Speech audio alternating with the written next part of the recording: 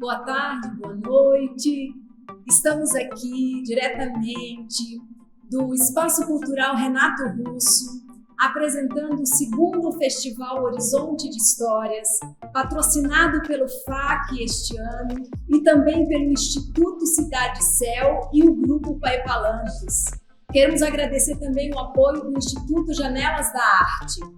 Estamos aqui de 12 a 16 de outubro de 2022 na Sala Marco Antônio, com contações, rodas de conversa, tivemos também oficinas online e outras presenciais.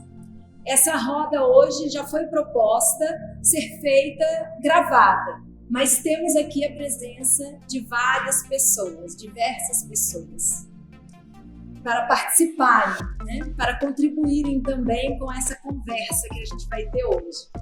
A conversa hoje trata da contação de histórias no DF, um panorama, perspectivas e a necessidade de criar um fórum de contadores de histórias. Bem, esse festival já aconteceu no ano passado, em fevereiro de 2021, de forma online, com a junção e união de diversos contadores do DF através da Lei Aldir Blanc. E esse ano estamos aqui presencialmente. Queremos agradecer a todas as pessoas que estão aqui presentes, a vocês que vão assistir posteriormente essa gravação e a todas as nossas ilustres convidadas. Me sinto extremamente honrada de estar aqui na presença de mulheres tão maravilhosas. Bem, vamos começar agora. Eu vou fazer uma breve apresentação de vocês e depois eu vou lançar uma pergunta e aí a gente abre a roda para que vocês fiquem à vontade para a gente ir tratando sobre o assunto. E a plateia também está convidada a participar, a plateia que está aqui. Então vamos falar da nossa grande doutora Ângela Barcelos Café. Participou do Grupo Guaia, Contadores de Histórias da UFG, desde seu início em 1993 até 2005. Graduada em Educação Física pela Universidade Estadual do Goiás, especialista em Metodologia do Ensino Superior pela Universidade Federal de Goiás, mestra em Estudos do Lazer pela Universidade de Campinas, Unicamp, e doutora em Artes pelo Instituto de Artes na Universidade de Brasília. Foi professora da Universidade Federal do Goiás desde 1992, no Colégio de Aplicação e na Escola de Música e Artes Cênicas, no curso de licenciatura em Artes Cênicas. De 2001 a 2016, onde coordenou pesquisas sobre cultura popular, contadores de histórias, jogos e brincadeiras infantis pedagógicas ou metodologias para o ensino de arte no ensino básico e jogos lúdicos com dispositivos para os contadores de histórias. Atualmente é professora da UNB no Instituto de Artes, Departamento de Artes Cênicas. Desde abril de 2016, nos cursos de licenciatura em Artes Cênicas, coordena estágios, PIBID e residência pedagógica. Atuando em projetos interdisciplinares, criou e coordena o projeto de extensão Vou Te Contar, Contadores e Histórias, que está em seu 6º ano, variando a cada semestre suas atividades e sempre aberto à comunidade.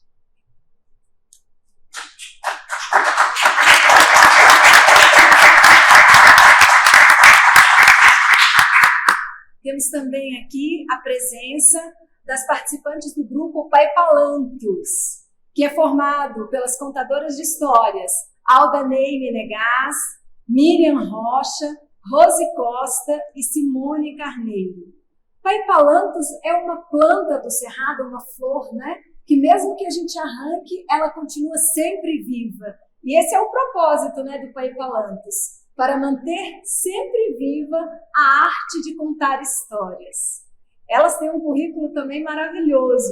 Principais trabalhos do grupo: Ser Diferente é Normal, Baú de Histórias, Contos da Terra Vermelha, Cirandas e Histórias na Terra das Memórias, Contos de Encantamento, Histórias do Arco da Velha, De Boca em Boca e Histórias da Boca da Noite.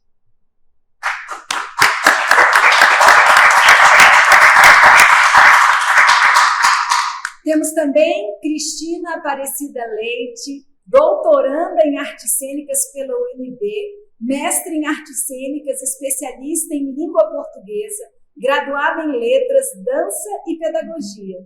Experiência com docente de curso de formação continuada para professores da Secretaria do DF, por meio dos Centros de Vivências Lúdicas, oficinas pedagógicas, certificados pela EAP desde 2008.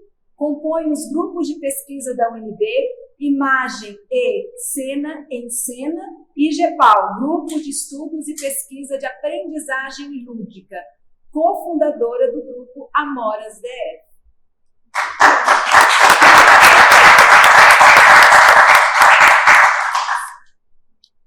A gente vai falar um pouco sobre a questão da formação, né? Que perspectiva é essa da formação dos contadores de histórias? E eu queria saber como foi a formação de cada uma de vocês, da onde partiu, como foi esse início, quais foram as vontades, os desejos, os interesses. E aí eu trouxe aqui também uma fala, tanto da Cora Coralina, que diz: o que vale na vida não é o ponto de partida, e sim a caminhada. Caminhando e semeando, no fim terás o que colher. E também uma frase do Manuel de Barros, para a gente se inspirar e falar tudo que vocês têm de experiência maravilhosa: o olho vê, a lembrança revê e a imaginação transvê. É preciso transver o mundo.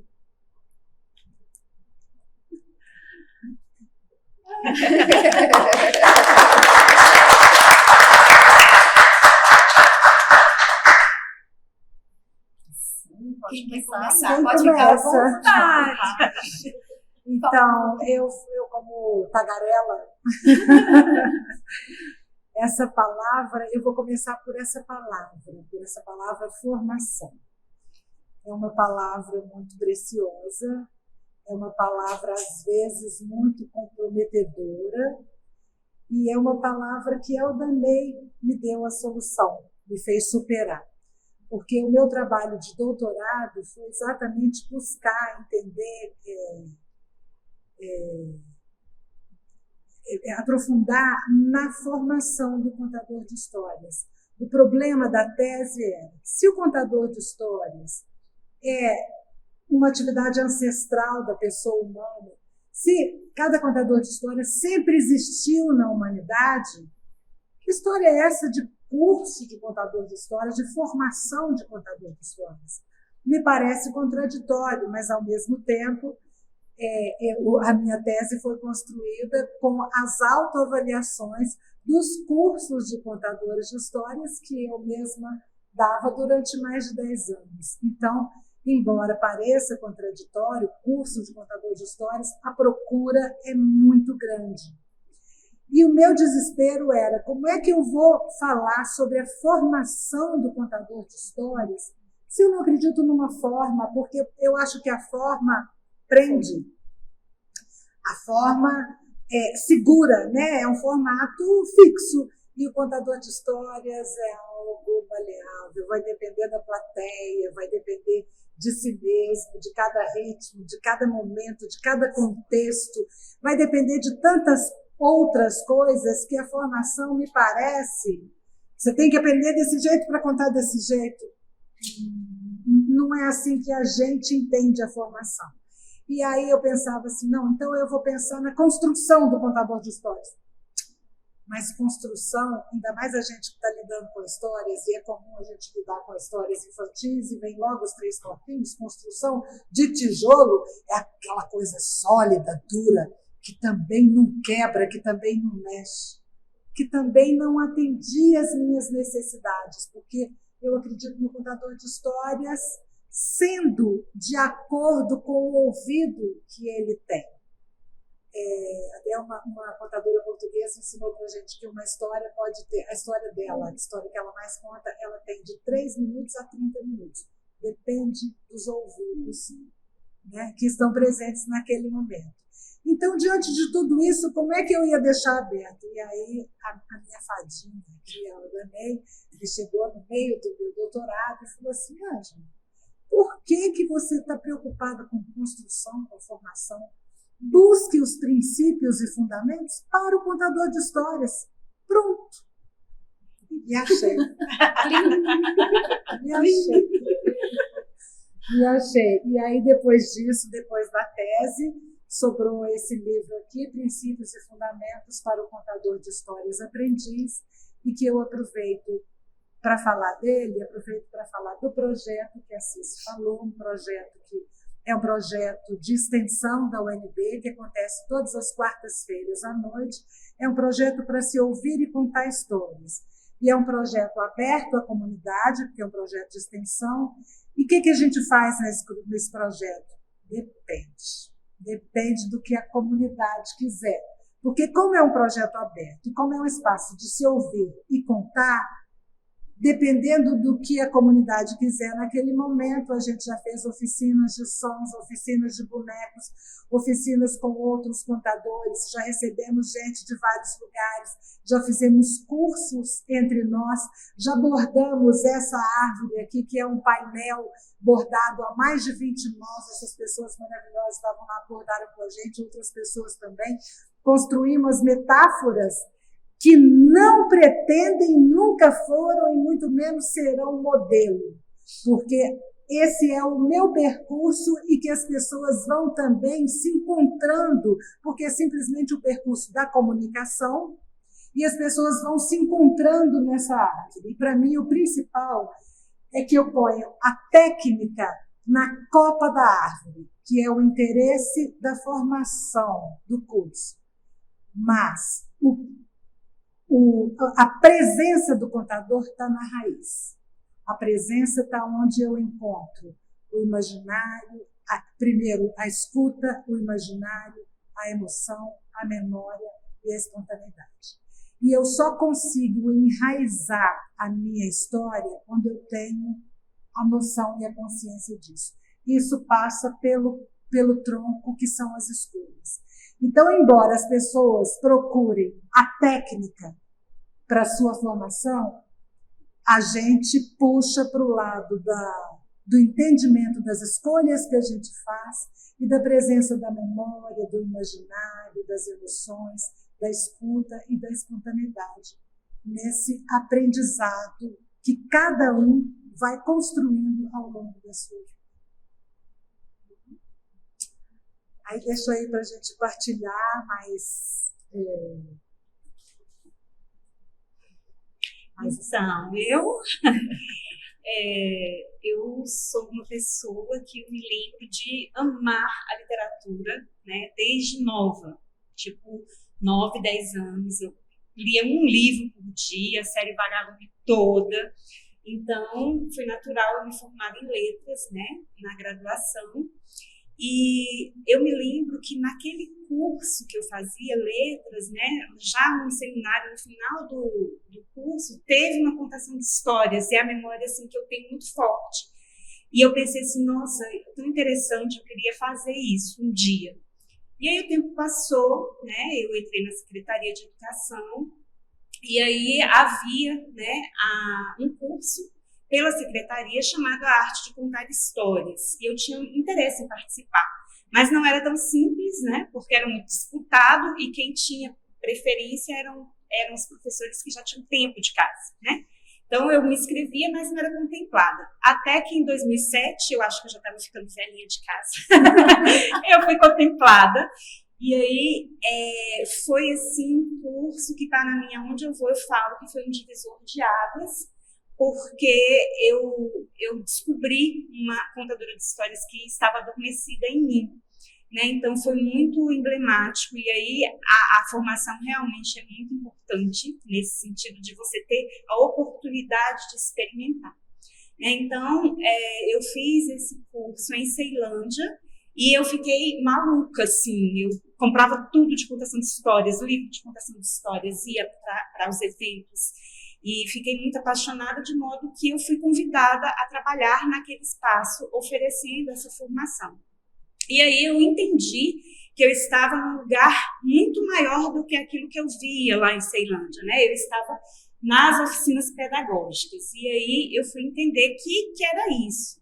Então, são espaços na Secretaria de Educação para a formação dos professores, mas é uma formação diferenciada, porque ela vem pelo viés da ludicidade, da educação sensível, da experiência estética, e aí tudo é diferente, né? Eu me lembro que no primeiro dia que eu fui participar do curso, a gente vai ficando assim, né, na secretaria com alguns vícios à medida que o tempo vai passando.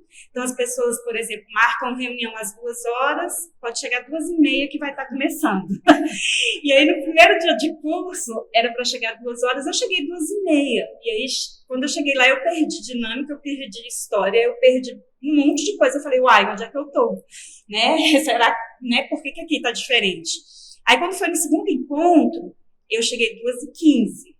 Aí eu já tinha perdido história, já tinha perdido dinâmica. Eu falei, bem, então aqui a coisa começa realmente 2h. Aí eu nunca mais atrasei. E aí eu entendi, né, a importância desses espaços dentro da secretaria e dos profissionais que ali trabalham, né, que tem muito engajamento, tem muita paixão pelo trabalho. E aí, assim, foi um caminho sem volta, né, depois que eu enveredei, né, por esse caminho aí da contação de histórias, aí comecei a participar de outros eventos, de outras formações, enfim, né, eu creio que é um caminho muito lindo, né, para a gente percorrer, e eu estou muito feliz de estar aqui hoje com tantas inspirações. Acho que é isso.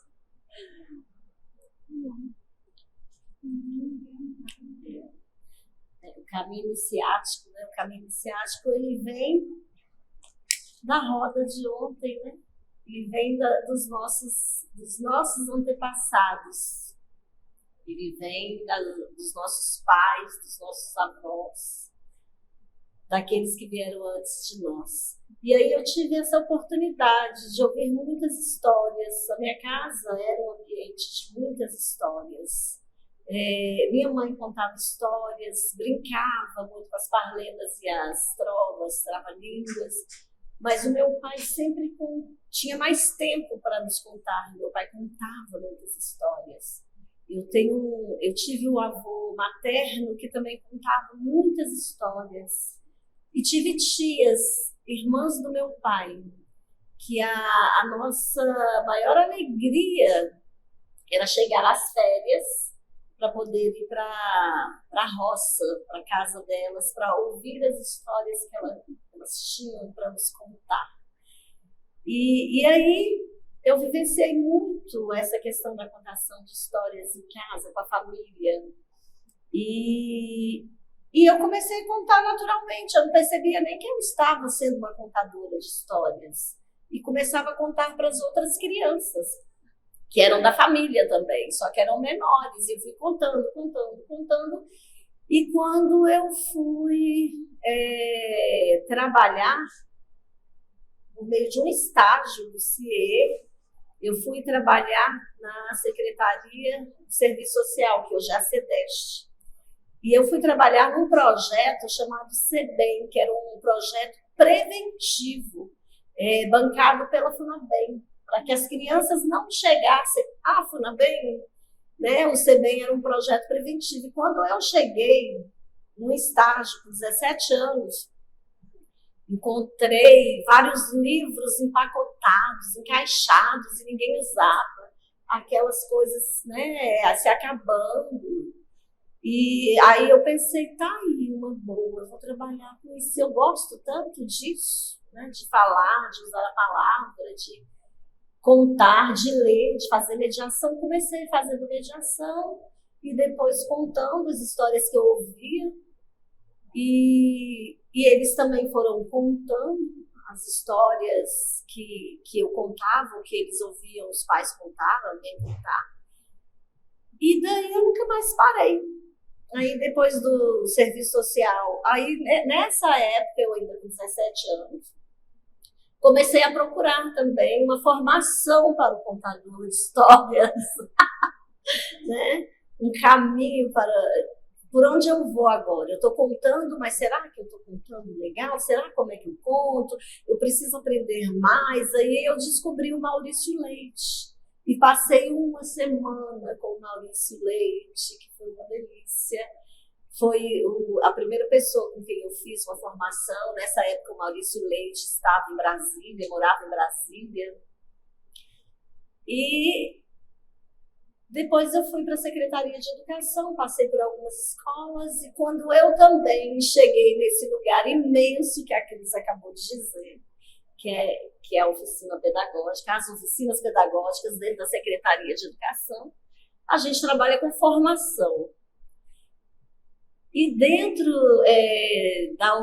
eu trabalhei em uma oficina que estava dentro de uma regional. E dentro da regional, na coordenação pedagógica, a gente trabalhava em unidade com as equipes. E as equipes como a gente sempre tinha uma história para início de uma reunião, início de tudo, as outras equipes começaram a convidar a gente sempre para ter uma parte do que eles estavam oferecendo de curso, para a gente dar uma parte. Né? Como contadores de histórias, como trabalhar literatura em sala de aula, como isso, como aquilo. E a gente resolveu, na época, Simone estava na coordenação de bibliotecas dentro da regional, não era da equipe da oficina, e fomos convidadas a montar um curso de contadores de histórias, e daí eu nunca mais parei. E a gente está sempre em construção, né, Ângela? Por isso que a gente não pode ficar na forma. A gente aprende nessas oficinas, aprende com o outro que está ao nosso lado, com os nossos amigos, e aprende sempre. A gente está achando que já se formou, nós nunca nos formamos, a gente está em processo, sempre. E a gente aprende nesses encontros, nesses fóruns, como aconteceram aqui esses dias, nessas rodas maravilhosas. Quantas aprendizagens, gente, ontem, quanta emoção, né, enquanto a gente ouve, porque a gente lê os livros e lê o outro, né? A gente lê o outro e a gente vai aprendendo com essas leituras. E sempre informação. Ótimo, legal. É isso, para não alongar muito, né, que a nossa fala, mas eu nasci na Serra Catarinense, em Bom Retiro, e eu acho que eu considero um privilégio, assim, que meus primeiros 7 anos a televisão não existia. Então a gente brincava muito. A gente tinha uma mesa de ping-pong, que a gente jogava ping-pong, ela virava o nosso tobogã na parede, ela era o nosso palco, né? A gente andava a cavalo, a gente brincou de tudo, né? E a minha madrinha, ela sempre contava histórias, eram as histórias dos irmãos Grimm, né? Assim, sempre contava, tinha um horário de dormir, ela cuidava da gente e ela contava histórias. E isso foi uma coisa muito boa, porque a gente brincava. Além dessa brincadeira na mesa, a gente tinha coberta de pena, que é uma coisa que deu origem, eu acho que é o tal do edredom, né? Que era um grande travesseirão, um lugar frio, gelado, então era aquela coisa assim, um travesseirão grandão de pena de ganso, né? Que era uma coberta, que era muito frio. Mas a gente pendurava isso na parede também e a gente brincava de princesa, né? Eu lembro que eu não tinha nome, mas a minha irmã chama Milene, então ela era Mileide. A Kátia era Kátia Elizabeth, então era a Rainha Elizabeth. Eu era a princesa, mas a gente brincava e eu, depois de adulto, falei, gente, de onde que vinha isso? Porque a gente não vinha televisão, mas eram dos contos, né? Você vai relacionando isso. Então eu tive essa vivência. Meu pai também brincava demais com as trava-línguas, com as parlendas, né? No carro, imagina, 5 filhos dentro de um fusquinha, né? Dá-lhe a inventar. Então ele era esse contador, né? Eu vim passear em Brasília há mais de 35 anos atrás, e cá estou, vim passear e não voltei, não tinha intenção de vim realmente passear e eu estou aqui, né? E nesse espaço também, trabalhando no Mãos ao Barro, e depois também na Oficina Pedagógica de Braslândia, onde eu trabalhei durante 30 anos, né? No espaço de formação de professores, e com a ludicidade, produção de jogos, e um dos cursos foi esse curso Arte de Contar Histórias, que a gente trabalhou dentro da oficina, depois teve uma formação para as outras oficinas e de 2000 em diante a gente foi trabalhando esse curso como um todo, né, nas oficinas pedagógicas. E foi sempre de muita aprendizagem, muito, assim, porque às vezes tem um professor que tem o tal do caderninho dele pronto e ele só repete, né? E eu falo assim, eu acho que eu dei esse curso durante tanto tempo e cada vez ele era outro, porque cada vez eu era outra. E eu sou uma buscadora, né? Então a gente, né, junto com a Miriam, com a Cris, a gente foi para o Simpósio Internacional de Contadores de Histórias no Rio. Depois a gente começou a ir no Boca do Céu desde 2018, é uma bienal, um encontro maravilhoso de 2 em 2 anos. E eu fui a todos os Bocas do Céu, até esse último agora, né? Então, assim, são locais onde a gente vai trocando, aprendendo com o outro. Eu também sou uma escutadeira, eu adoro onde tem, né? Quer dizer, eu estava aqui nas rodas, mas eu não perdi nenhum dia do Horizonte de Histórias. Eu quero ouvir tudo, eu quero ver tudo, porque a gente realmente está aprendendo sempre com o outro, né? E é nesse local que a gente está aqui, agradecendo, né, o Jones de colocar a gente aqui nessa roda, né, de realmente organizar esse Festival Horizonte de Histórias, que é uma coisa tão importante, né, para o Distrito Federal. Quando a gente pensou nesse nome, a gente quis ter uma identidade também, né? A gente está num local onde o horizonte está presente, onde essa palavra fala de Brasília, né? Então, assim, da importância, né, desse encontro Horizonte de Histórias, que está na sua 2ª edição, que a gente pretende que tenha muitas, e da criação realmente de um fórum de contadores de histórias no Distrito Federal. Certeza. E isso me trouxe aqui uma frase que fala assim: a lagarta não precisa de um milagre para virar uma borboleta, ela precisa de um processo. Né? Isso é muito interessante. E aí também eu trouxe aqui uma outra questão, que era uma entrevista com o Oliver Sacks, que ele pergunta para esse neurologista qual seria o ponto de vista dele para que o homem fosse normal, né? O que seria um homem normal? E ele responde que o homem normal talvez seja aquele que é capaz de contar a sua própria história, né? Ele sabe de onde vem, ele tem uma origem, um passado, uma memória em ordem, né? E sabe onde está a sua identidade e acredita saber onde vai. Ele tem um projeto e sabe da morte, do final. Está, portanto, situado no movimento de um relato. Ele é uma história e pode dizê-la a si mesmo.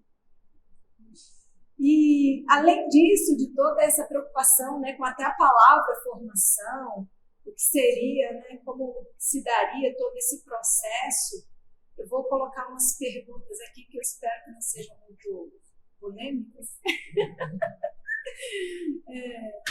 Então eu fico pensando, como está a profissão de contadores de história em Brasília? Os contadores estão unidos em torno de uma melhoria na política pública? A contação de história é uma atividade que está representada no FAC? Temos mobilização para criar um fórum de contadores de histórias no DF? Bom, eu queria começar esse assunto pensando... Eu não sei se eu quero pensar na palavra profissão, porque eu não sei se eu entendo o contador de histórias como uma profissão. Eu prefiro pensar no contador de histórias como um ofício ou como uma arte. Enquanto espaço de formação, eu acho que a Aldoneira nos trouxe uma questão muito importante, que, para mim, o espaço mais importante de formação do contador de histórias é qualquer espaço que tiver troca. E a gente aprende com as trocas. Então, não é só o espaço destinado à contação de histórias. Qualquer espaço destinado a qualquer tipo de comunicação, o contador de histórias aprende com isso. E quando o contador de histórias vai em busca de uma aprendizagem, ele vai em busca de uma troca, ele está sempre se descobrindo. O próprio Paulo Freire nos diz que a formação é algo nunca pronto e acabado. É sempre a pedagogia da autonomia, né? O professor é alguém inconcluso. O contador de histórias é um educador por natureza. Lembra, no nosso tema de ancestralidade, é exatamente pelas histórias que o mundo se humaniza, né? Então, nesse sentido, também queria levantar, não sei se eu acho que isso daqui ficando gravado, esse espaço se estende, se amplia, não fica só um espaço do DF, do Distrito Federal, é um espaço que pode... Né? Então, é muito importante a gente trazer aqui o que é essa EAP, o que é essa escola de formação, porque essa maravilha só existe no DF. Não conheço direito as políticas públicas de Rio de Janeiro e São Paulo, mas o resto do Brasil eu chego a garantir que não existe esse espaço de formação continuada, que é um dever de Estado, que a gente devia ter uma política de Estado, né, para a educação, porque a política de governo ela fica interrompida por cada partido político que chega e varre a mesa com nossos projetos. Enquanto a gente não garantir uma política de Estado com uma formação continuada, a gente não vence os problemas mais sérios da educação. E o contador de histórias está nesse bojo. Então, assim, embora eu sou da UNB, fui da UFG durante mais de 10 anos, e então eu não vou aceitar falar assim, a universidade não apoia, não valoriza a cultura popular, não valoriza o contador de histórias. Não, eu estou lá, estou estudando isso. Mas ainda é muito pouco. A necessidade nossa ainda é muito maior. Então, para garantir esse espaço de troca como espaço de formação, eu acho que o Fórum vem nesse sentido. E a minha contribuição, então, é com esse espaço de extensão, e todas as pessoas que nos ouvem, e que vão nos ouvir no futuro, estão convidadas a participar. E lanço aí, né? Parabéns, meninas, né, do DF, pela EAP, que é realmente uma coisa fora do comum. E se você, que é professor do DF, não conhece, por favor. É um espaço de formação continuada que é para vocês todos, né? Para nós usufruirmos. Então, e aí, né, acaba que as oficinas pedagógicas, né, que inclusive em 2018 mudou-se o nome, porque a oficina pedagógica tem uma certa ambiguidade, né, no termo, e aí hoje se chama Centros de Vivências Lúdicas, Oficinas Pedagógicas, são subordinados, digamos assim, à EAP, mas é um outro grupo, que também existe, inclusive antes da EAP. Ele existe desde 1986 e a EAP ela começa a existir como EAP em 88. Então, é um grupo também que sempre esteve nesse processo de formação continuada. E aí, com relação à questão do contador de histórias, eu posso dizer, inclusive pela pesquisa que eu estou desenvolvendo, a partir dos dados, que nós temos muita potência aqui no Distrito Federal. Né? Nós temos muita potência porque nós temos muito interesse nesse assunto. E aí eu ingresso, né, hoje lá no Departamento de Artes Cênicas, sob a orientação da professora Luciana Hartmann, que também tem uma caminhada aí nessa pesquisa sobre a contação de histórias. E hoje, né, a minha pesquisa se chama Arte de Contar Histórias, Percursos e Percalços de um Curso de Formação Continuada para Docentes da Rede Pública, oferecido desde 99 pelos Centros de Vivências Lúdicas, Oficinas Pedagógicas da SEDF. Está bem grandão mesmo o nome. Eu quero dizer que eu estou no meu primeiro ano, né? Então eu tenho até 2025 para concluir essa pesquisa, e aqui eu vou apresentar para vocês alguns dados preliminares, né? E que já são assim bastante significativos. Eu ingresso com o título é esse: Rodas para a Contação de Histórias na Formação Continuada de Professores e Professoras das Escolas Públicas do Distrito Federal, e previa, né, nesse projeto inicial, o levantamento dos dados históricos do curso Arte de Contar Histórias e mais uma parte propositiva. Mas a pesquisa ela vai tomando o próprio corpo, né, conforme a gente vai avançando. E aí, o que aconteceu? Quando eu comecei a fazer o levantamento dos dados documentais, lá em novembro, eu gastei 6 dias fazendo isso, tirei mais de 4.000 fotos, né, para poder começar a trabalhar. Eu percebi que o nome do curso tinha que ir para o nome da minha pesquisa, né, a Arte de Contar Histórias. Tinha essa necessidade, e também eu me senti com uma responsabilidade muito grande, porque eu comecei a perceber o quanto que esse projeto conta uma história que envolve muita gente. são 86 professores formadores que já passaram pelo ARTE. Né? Então, assim, a minha responsabilidade ao contar essa história é muito grande. Então, eu falei, eu não vou contar sozinha, eu vou chamar todo mundo que eu puder para poder contar comigo. E aí, os dados, eles acabam me trazendo muitas dúvidas, né? Existem lacunas, existem rupturas no curso, existem coisas que não dá para entender. Então, veio mesmo a necessidade de conversar com as pessoas que fazem parte dessa história. E aí, eu fiz a visita, né, a 13 oficinas pedagógicas, faltou apenas uma que eu ainda tenho tempo para poder visitar, e a gente fez um evento chamado Primeira Roda Memográfica, que é as histórias, né, gravadas nas memórias a partir do curso Arte de Contar Histórias, e foi um evento lindo, que a gente chamou pessoas que já estão aposentadas, que vieram fazer essa troca, pessoas que estão na ativa, a gente conseguiu reunir 4 gerações desse curso, né, então foi uma coisa assim que eu fiquei arrepiada do começo ao fim, foi muito bonito. Estou fazendo entrevistas individuais, e aí a minha pesquisa ela se amplia muito, né, porque aí a gente vai falar também dos processos que havia com relação ao fomento à leitura, né, no Distrito Federal, e também fiz rodas memográficas com cursistas, né, fiz online. Essa inicial foi com professores formadores e foi presencial. As outras foram online, eu consegui conversar com 17 professores cursistas, e aí tem sido várias camadas, né, assim, eu estou com muito material, inclusive. E aí, a proposta é trazer a memória viva do curso, né, para poder manter esse registro mesmo documental dessa história tão bonita. E aí, a gente fez um exercício, né, para poder fazer esse vídeo, mas antes eu quero mostrar para vocês alguns dados que a gente já tem. Então, eu consegui identificar a primeira geração do curso, que ele vai de 99 até 2003, e ele certifica 1.632 pessoas, 1.632 professores.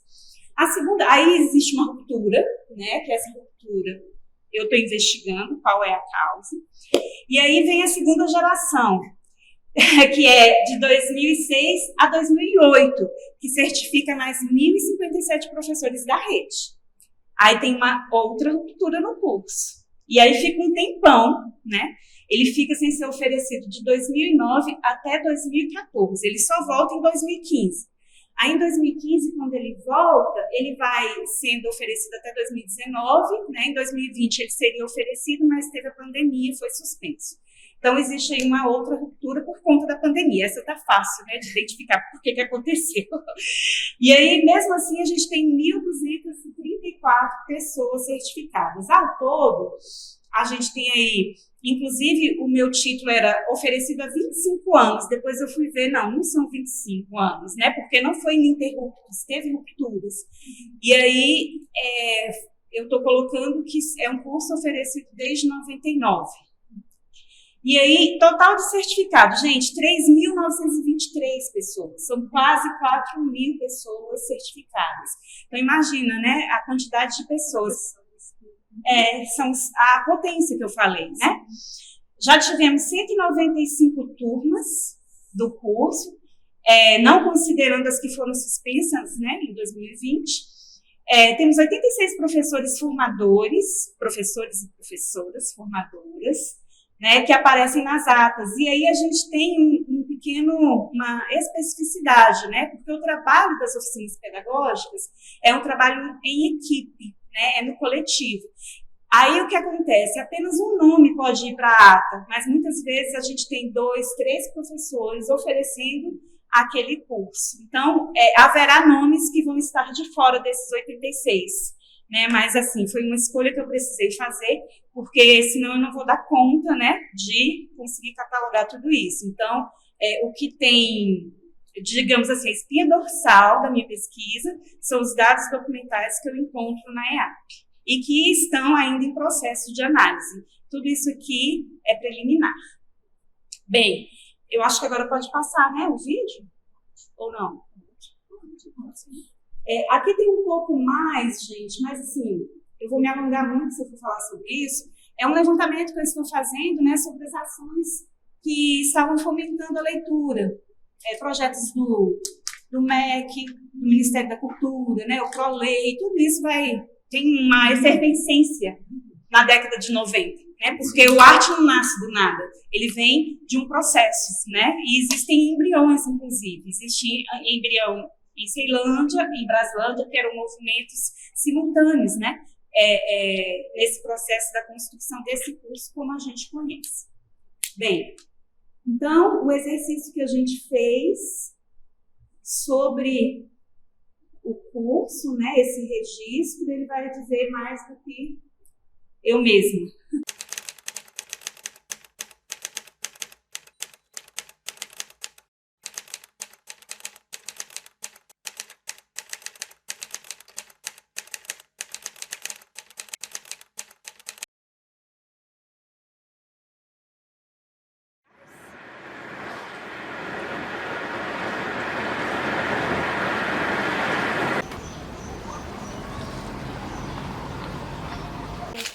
Barro, com a fagulha, tudo o arte. 86, né, eu estava em Braslândia, na escola do Rodeador, e aí eu soube da existência da oficina pedagógica, como sendo um local de pesquisa, de produção de jogos, e eu fiquei assim super interessada. Eu falei, eu quero ver esse negócio. A gente leva um tempo para entender o que é o trabalho das oficinas pedagógicas. E é um trabalho assim, muito autoral, muito criativo, muito de troca, né? É um trabalho assim, muito importante e muito diferente. Ele destoa desse sistema de educação que a gente ainda vive, tão rígido, tão conservador. Então, destoa totalmente disso aí. Faz toda a diferença, porque ele é trabalhado com a teoria e a prática junto, sabe? Todo interligado, é o tudo, é o conjunto, é as artes integradas, seja elas para o conteúdo, que isso também faz parte ou não, porque a gente dentro da secretaria, a gente sabe também que a gente tem um conteúdo, tem uma forma, né? Algumas coisas para se passar, mas que eu posso passar tudo isso de uma forma leve, sutil e prazerosa.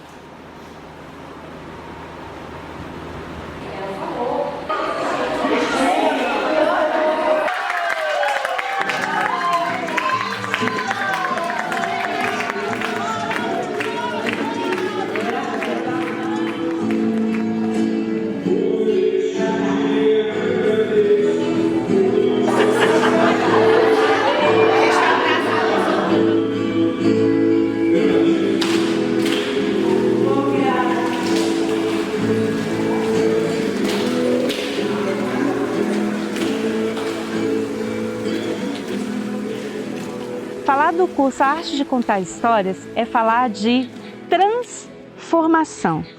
É uma formação que vai muito além daquilo que a gente conhece como formação continuada. Por quê?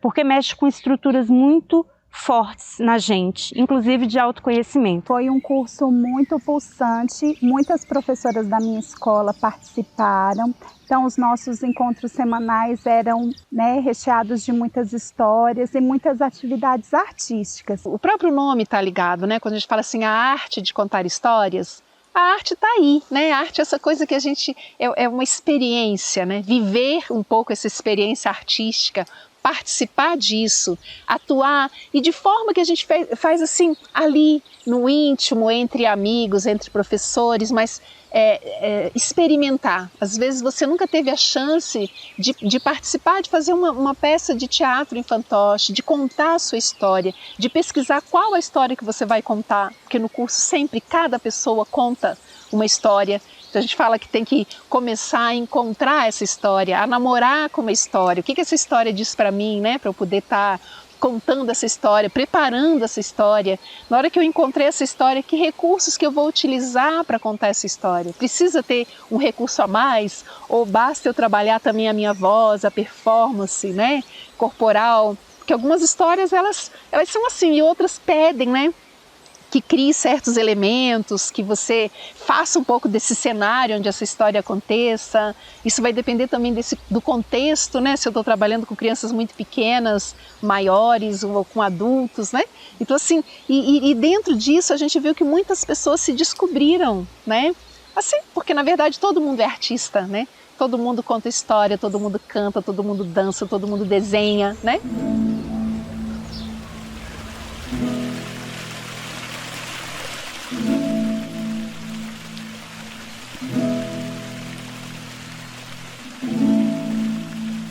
Eu mesmo adoro ouvir história. Todos os momentos que eu posso ir, eu vou, porque eu acho que ouvir história é como se você experimentasse um pouquinho o colo do contador de histórias, né? É quase como se você deitasse na rede para ouvir aquela história, né? Para trazer um pouco dessa memória, dessa coisa gostosa que alimenta, assim. Essa mística da ciranda, sabe? Essa roda de afetos que faz essa turma seguir em frente, sabe? Resistindo, questionando modelos prontos para a educação, sabe? Se reinventando, buscando novas estratégias, porque às vezes existe uma tentativa de engessamento desse trabalho, mas esse grupo resiste a isso, né? Porque a gente, como eu disse, a gente é passarinho. Passarinho tem que voar.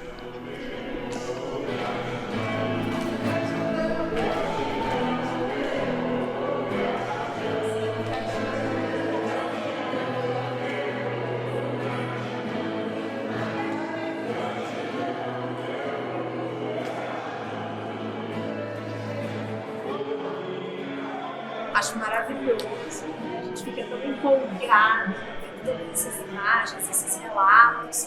Mas eu queria saber se tem alguma coisa para a gente polemizar ainda sobre o fórum, sobre essas necessidades da gente estar se encontrando. Será, Miriam? Eu acho que a gente tem uma necessidade imensa de fazer essa mobilização. E aí uma das perguntas que você colocou foi se a gente tem essa...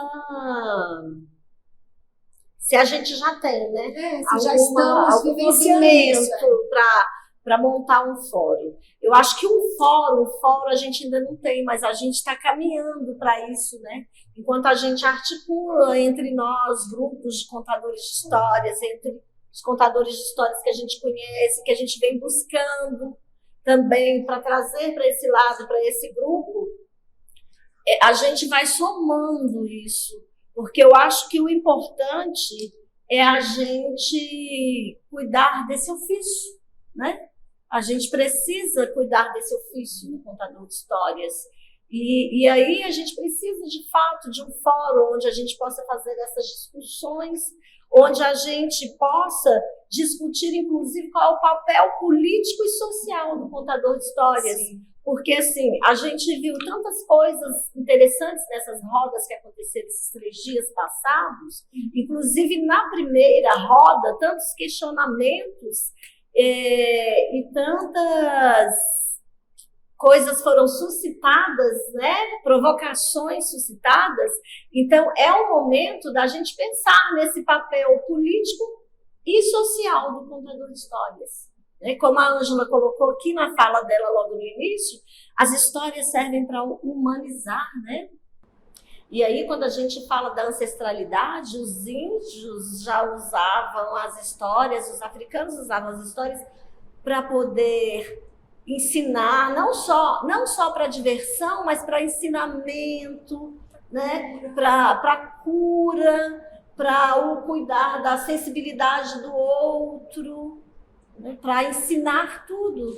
Então, é um espaço aqui agora que eu acho que o Horizonte de Histórias traz para a gente também provocar essa questão do fórum, né?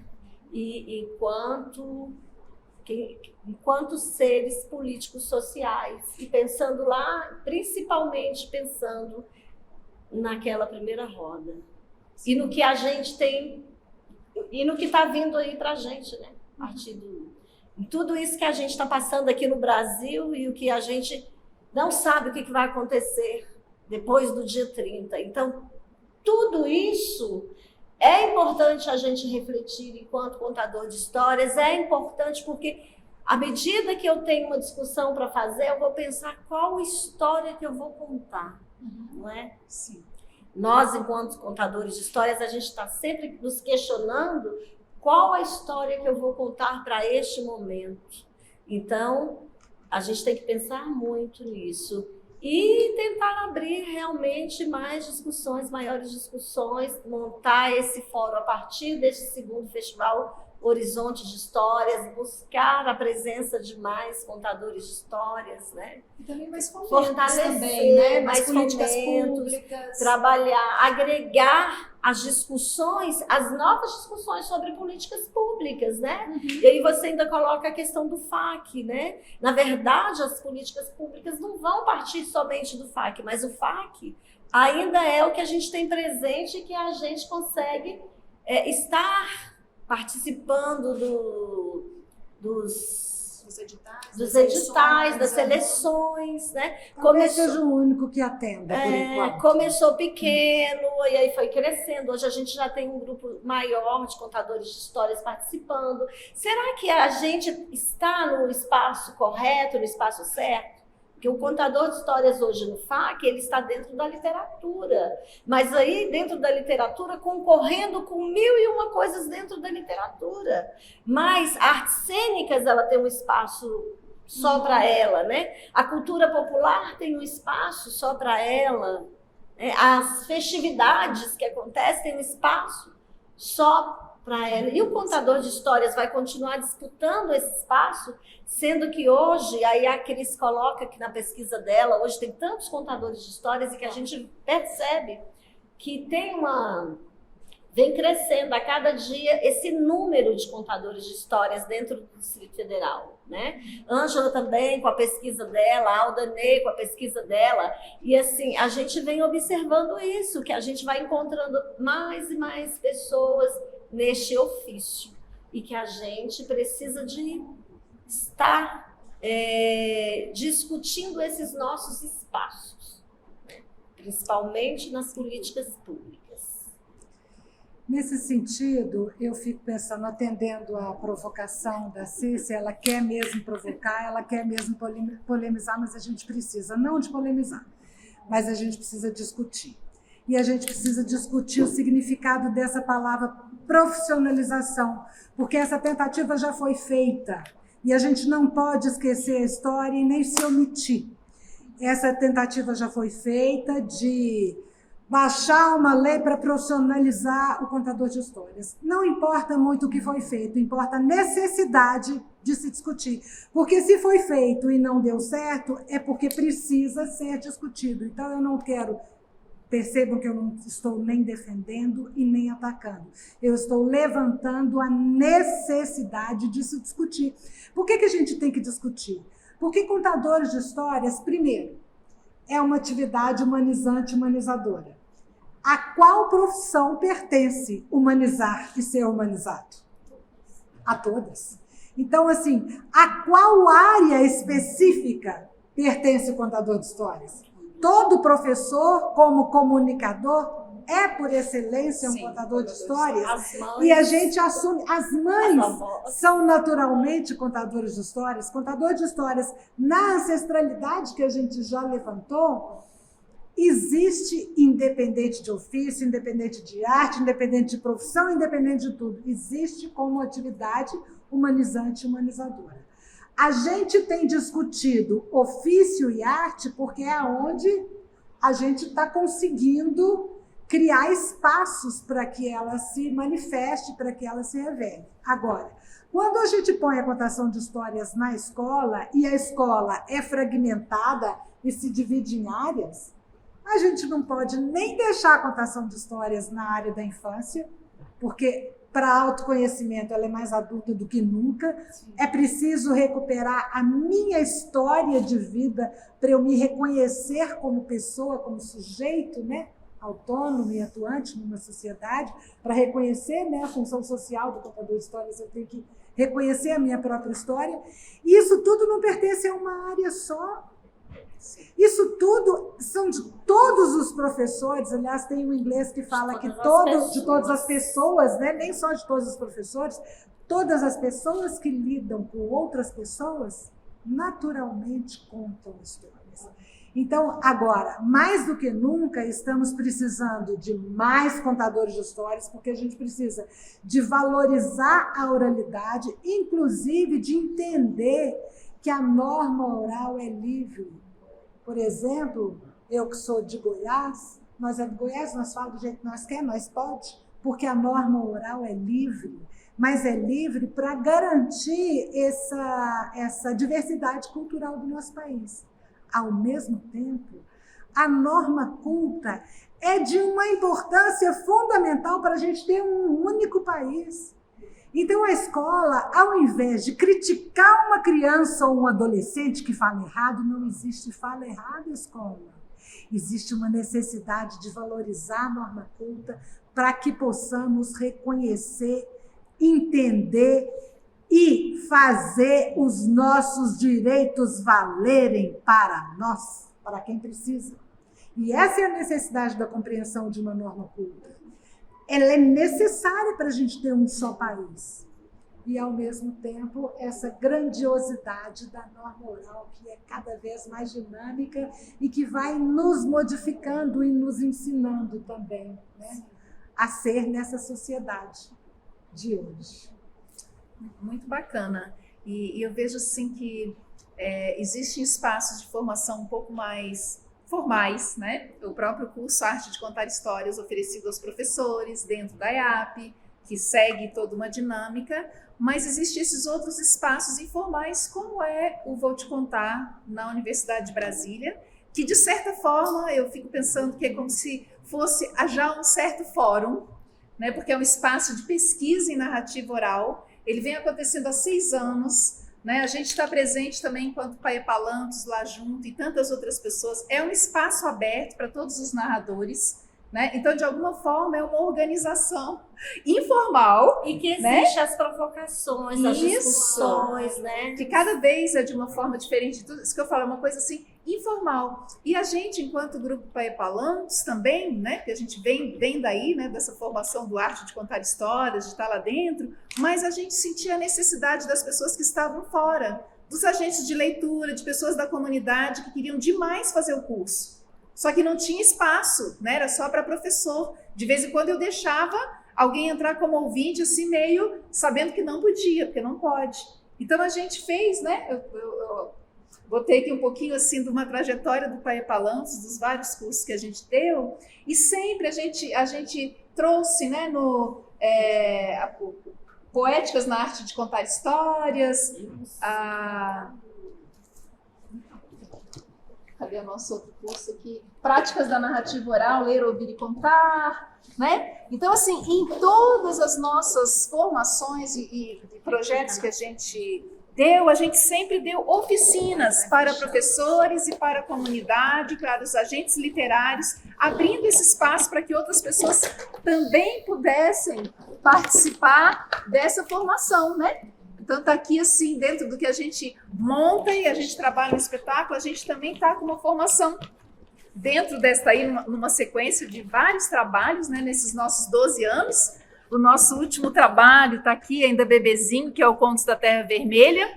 Dentro dele também a gente trouxe uma formação, que foi uma palestra em arqueologia, né? Porque esse Contos da Terra Vermelha ele é uma pesquisa trazendo a história de Brasília antes de Brasília, e partindo lá desses 10 mil anos, né, que a gente já tem de história, partindo dos sítios arqueológicos. Então a gente já teve uma formação também com o arqueólogo, né? Mas a gente tem esse cuidado de estar trazendo a formação dentro de todas as práticas que a gente faz dos nossos projetos apresentados, né? De formação de espetáculo, a gente traz também essa formação para contadores e sempre aberto para também à comunidade. Sempre aberto. Até porque a gente acredita que contador de histórias somos todos nós, né? E alguém da plateia gostaria de fazer alguma pergunta, participar, tirar alguma dúvida? Dar alguma contribuição? Exatamente. Tem também o fator político, né? Que o que acontece? Não, é o profissional, é um profissional, então só é aquele profissional que vai poder dar e contar a história. sendo que é o que vocês falaram, contar história, ela é para todos, né? Qualquer um pode, o idoso, a própria criança, né? Eu lembro da minha sobrinha contando histórias maravilhosas que ela criava, que ela inventava, quer dizer, que vem desde criança, né? Essa questão de contar história. Então, você falou uma coisa muito certa, quando a gente intitula o nome como profissão, ele termina sendo algo muito rígido, muito... É aquele grupo, é aquela pessoa só que pode exercer. Sendo que é uma área fantástica, qualquer um pode, né, fazer. Foi muito bem colocado. E por isso mesmo é que a gente vai assim, como podemos construir políticas públicas que atendam essas necessidades, porque elas são necessidades sociais, culturais de todos nós, mas que ao mesmo tempo não feche. Essa tentativa de lei, o que me incomodou é porque tinha lá um item que dizia da formação do diploma. Eu parei e me vi o lugar de onde eu falo. Gente, eu sou uma professora, é uma responsabilidade, né? Eu sou uma professora de universidade. Meu trabalho de mestrado é sobre contadores de histórias. Meu trabalho de doutorado é sobre contadores de histórias. Mas, pelo amor de jeito nenhum. Em hipótese alguma, eu me sinto com capacidade de profissionalizar alguém. Não. A gente se constrói como contador na humanização, nas trocas de experiências, né? Não existe um verbo a ensinar e um verbo a aprender, segundo Vygotsky, que orienta a nossa concepção de ensino-aprendizagem. Se tivesse uma tradução ao pé da letra, seria ensino-me. Por isso que a educação é uma troca, porque a todo momento que eu estou ensinando, eu estou aprendendo também. Nesse sentido é que é troca. Não existe quem só aprende e quem só ensina. Toda vez que você, aliás, quando a gente é colega de escola, a matéria que você mais sabe é aquela que você teve que ensinar para alguém. Isso. A aprendizagem, ensinar. E aí, Ângela, dentro disso tem a história que você contou hoje no festival, né? Como seria essa FIA se tivesse que ter essa lei? Pois é. Como seria essa FIA, seu Ico, Dona Benta, que são as pessoas que me nutriram, que me ensinaram a contar essas histórias. E que a gente acredita que temos que ter uma discussão política sobre o nosso espaço, mas sem decretar quem pode e quem não pode, né? Todos podemos. Quer perguntar? Qual é a arte, hoje em dia, que exige uma formação acadêmica com um diploma para que aquela pessoa se intitule artista? Eu acho que nem os atores. Como é que você define? Você tem uma faculdade de artes cênicas? Tem. Mas você não precisa de uma faculdade para ter o registro de ator. Você pode ser um escultor, você pode ser um pintor, existe escola de belas artes, existe várias escolas de artes, enfim, mais variadas possíveis, mas ninguém precisa de um diploma para ser um pintor, um escultor, um músico. Existe faculdade de música no UNB, nós temos faculdade de música, mas existem músicos autodidatas, existem artistas maravilhosos que nunca sentaram num banco de uma faculdade. E esses mestres, por exemplo, que não fizeram tal curso de formação, mas que muitas vezes nos dão a formação, né? Talvez eles fossem impedidos, por exemplo, de participar de um edital ou de um evento qualquer e de receber o cachê porque eles não tinham formação. Embora eles tenham, às vezes, muito mais conhecimento do que aqueles que têm. Então, é aí que eu vejo o perigo. Eu acho que vai até mais além. Toda vez que você começa a fechar demais e a profissão ela vai dar caminhos definidos, ao invés de, ao contrário, como ofício e como arte, a arte não se define.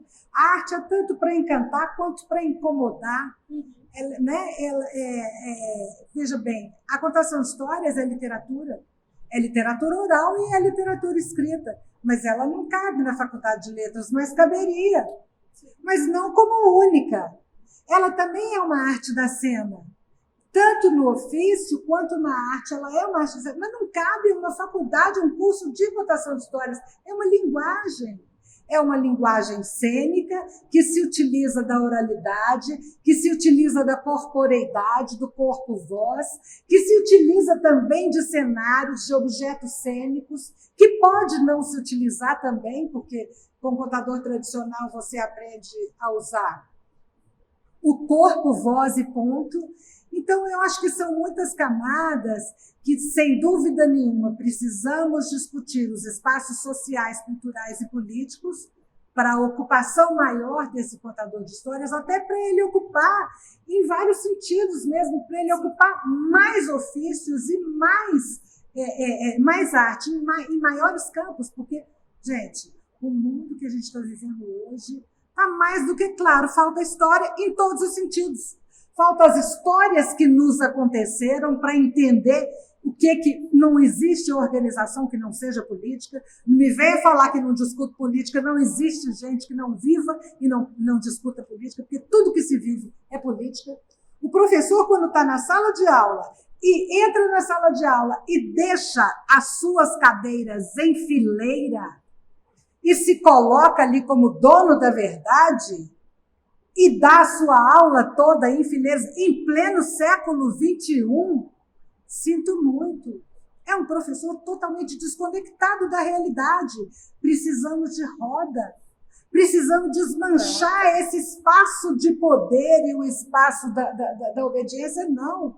Escola e educação como espaço de transformação é espaço de diálogo.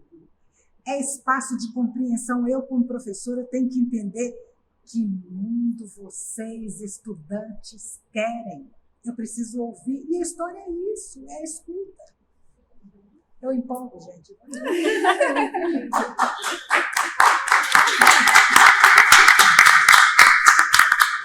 Eu acho que a gente já avançou um tempo, mas alguém quer fazer mais alguma colocação? Bom, eu só queria dizer assim que dentro desses nossos 12 anos aí de Paepalancos, a gente também tentou sempre priorizar, não priorizar, mas ser democrático com todos os públicos, né? A gente começou com contos de encantamento para crianças bem pequenas, histórias do Arco da Velha para crianças maiores, né? A gente fez o de boca em boca e boca da noite para estudantes de EJA, né? A gente, enquanto professora, a gente sabe que é um público que é pouco... tem pouco contemplado, né? Então a gente circulou em vários locais e essa experiência de contar para o EJA, né, para aquele estudante adulto que trabalhou o dia inteiro e que de repente ia lá, foi uma experiência tão rica, né, Miriam? Assim, os abraços que a gente ganhava, você contou a história que a minha mãe contava, eu vou ligar para ela agora lá no Nordeste para contar a história que você me contou, né? A gente tem também o chá literário para idosos, a gente trouxe idosos de instituições, né, para a Biblioteca Nacional, um projeto super bacana, onde a gente teve a fala assim, né, dos acompanhantes dizendo: ele não larga a muleta para nada, ele largou para dançar. Ele não sorria há tanto tempo e ele sorriu, né? Então a gente recebeu tantos abraços dizendo assim: foi o melhor passeio da minha vida, né? Ali a gente contando histórias, fazendo uma ciranda. Então a gente tentou trabalhar, sabe, com os pequenos, com os maiores, com os estudantes de EJA, com os idosos, com os professores, né? E eu acho que é importante porque a história é para todos mesmo, né? E aberta, né? Aberta para a comunidade. Então, isso acho que isso é uma coisa legal, assim, a gente aprende muito, né? Em cada momento desse, em cada processo, né? A gente está se reinventando o tempo todo. Isso é muito bacana. Diz o mito que o exército grego teve uma improvável vitória contra os persas na Batalha de Maratona. Já estava tudo combinado. Se os persas fossem vitoriosos, os atenienses queimariam e abandonariam a cidade para que ela não fosse profanada. Quando da vitória, o mensageiro Fidípides teria que percorrer 40 quilômetros até Atenas, o mais rápido possível, para evitar que fosse destruída por seus próprios moradores. Tinha que levar a boa nova. Tudo dependia dele. E ele o fez. Dosou muito bem o seu fôlego, de tal forma que, ao chegar a Atenas, disse a única palavra possível e necessária: vencemos! E tombou exausto.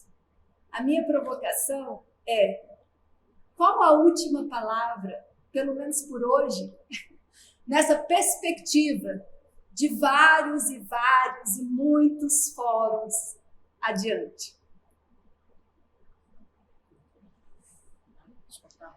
Uma palavra, esperança, desejo, vontade.